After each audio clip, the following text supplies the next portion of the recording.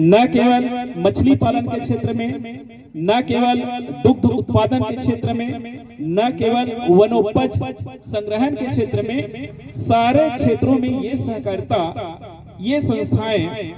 मिलजुल कर काम कर रही हैं।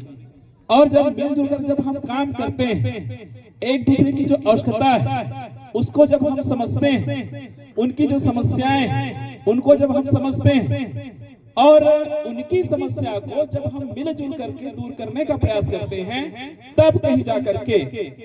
इस समाज का विकास संभव है।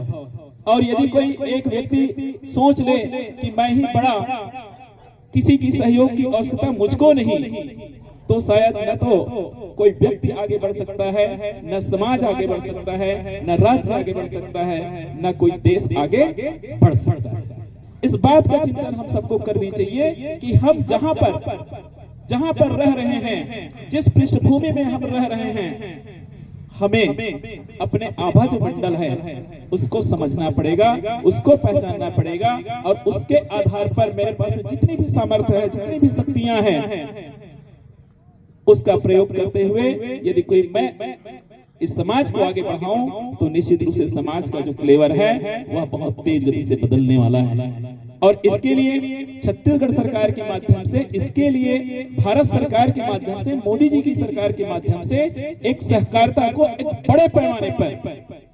पैमाने पर समाज का जो अंतिम जिसको हम ग्राम पंचायत कहते हैं, वहां तक लाने का प्रयास हो रहा है। आपको पता है हम